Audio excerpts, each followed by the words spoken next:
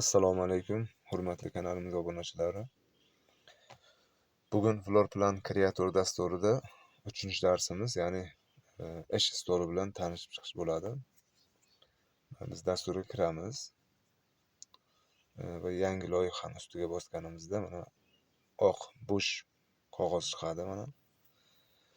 Xo'p, birinchi turgan pastdagi menyulardan boshlaymiz. Bu 3D holatini ko'rsatadi. Bu yerda hozir hech narsa yo'q. Mana hozir biror narsa qo'yadigan bo'lsak, bu bizni devorlarimizni qurgan loyihamizni 3D holatini ko'rishimiz uchun qo'llaniladigan menyumiz. Keyingisi snip.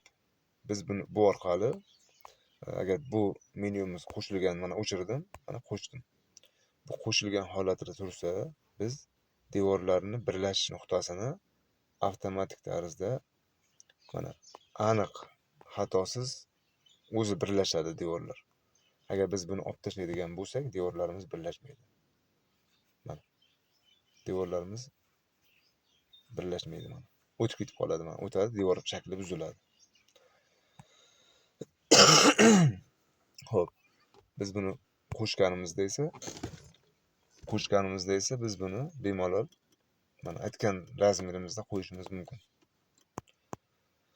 Xo'p, undan keyingi menyumiz distance, ya'ni oraliq masofa.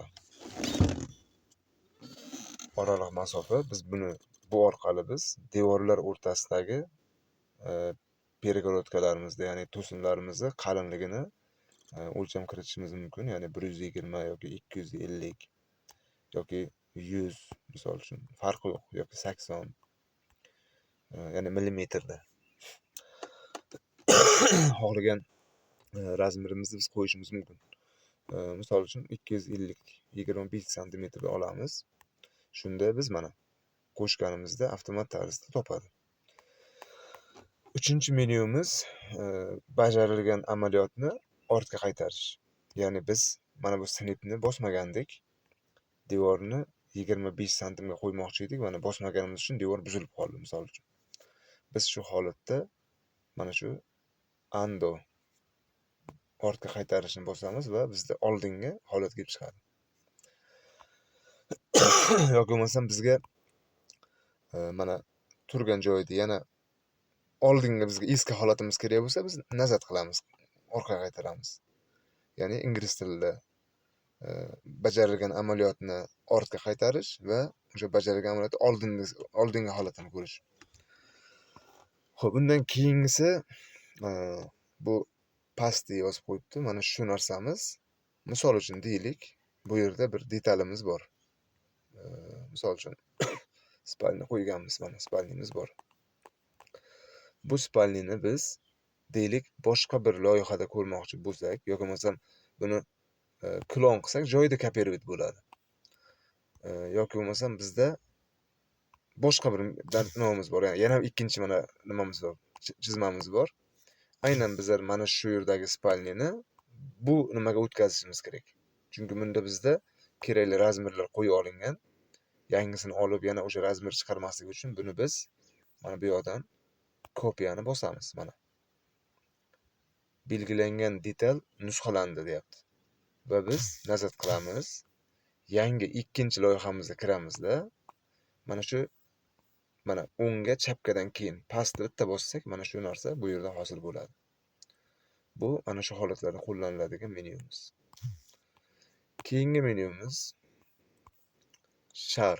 Mayli, bular haqida alohida mavzularimiz bor. Mayli, bularni qisqacha tushuntirib ketaman. Bu loyihani mana shu chizmamizda o'zini 6 xil variantda mijozimizga yuborishini ta'minlab beradigan menyu. PDF shaklda, rasm shaklda, fayl shaklda, AutoCAD o'qiydigan formatda, DVG formatda barchasini biz shu nima orqali shar, ya'ni xuddi shu nima faylni boshqa bir nimaga yuborish, qurilmaga yuborish. Exportda biz chizgan loyihamizni 6 xil formatda o'zimizga yuklab olishimiz mumkin. Galereyamizga ko'rishimiz mumkin. Ya'ni yuqoridagi mana shu ketma-ketlikdagi 3 tamiz fayl holati, rasm holati, PDF holati. Pastdagi 3 ta esa Bular ya'ni eng pastdagi not holatida bor, yuqoridagi mana DVG holati bor, DXF. Bu AutoCAD, ya'ni kompyuterdagi emas, telefonda o'rnatilgan AutoCADlar buni o'qiy oladi. Bu rasmni rasmga ishlov beruvchi programmalar orqali ham buni biz ko'rishimiz mumkin. Xo'p, undan keyingisi print. Ya'ni bu o'sha nusxalash, rasmni kopiya qilib chiqarish. Biz agar telefonga Bluetooth orqali ulasak yoki bo'lmasam через USB orqali kserokopiyaga uladigan bo'lsak, bu shu holatda biz uni kserokopiya qila olamiz. Mana PDF variantda kserokopiya qilishimiz mumkin. Xo'p, keyingisi bu loyihaga tegishli bo'lgan sozlamamiz. Buni kechagi darslarda ko'rib o'tdik. Keyingi katta sozlamamiz esa dasturning umumiy sozlamalari. Undan keyingisi help. Bu yerda biz qurilmada mana shu dasturimiz orqali tushunmagan narsamizni ingliz tilida ishlab chiqaruvchi tarafidan ma'lumot olishimiz mumkin.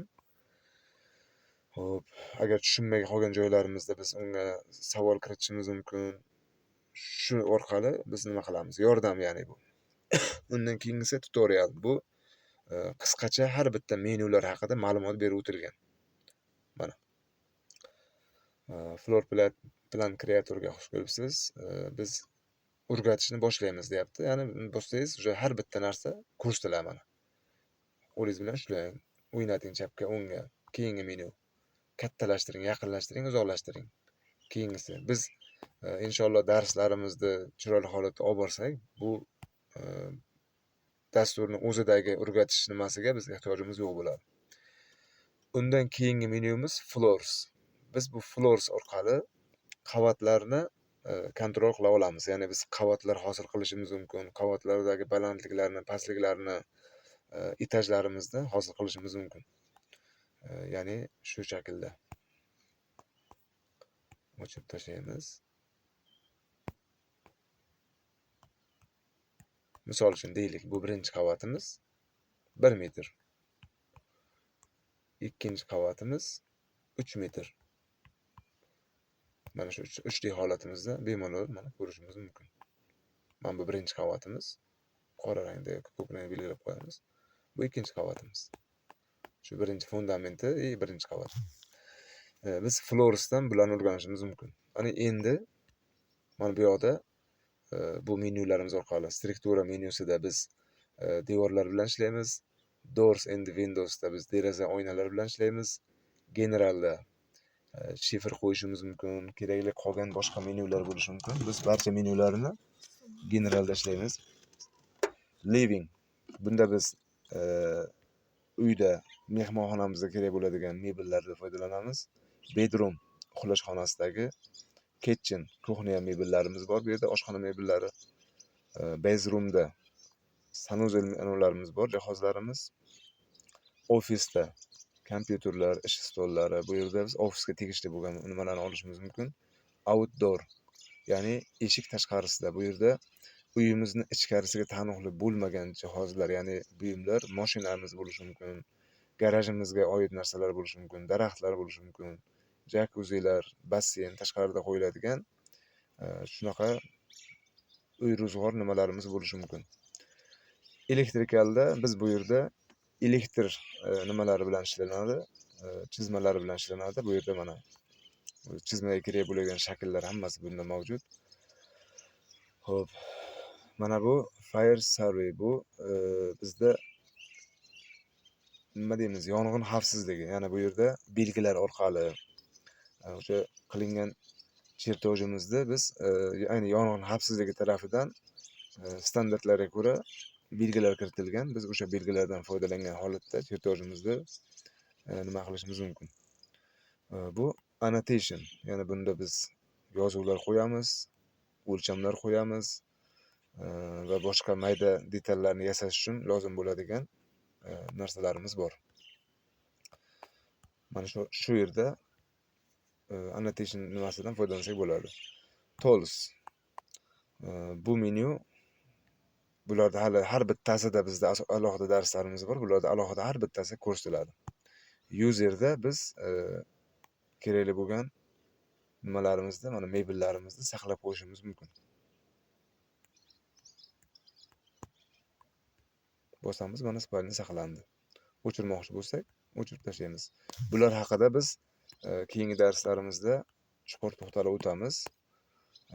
Shu darslardan bemalol ko'rib o'rganishingiz mumkin.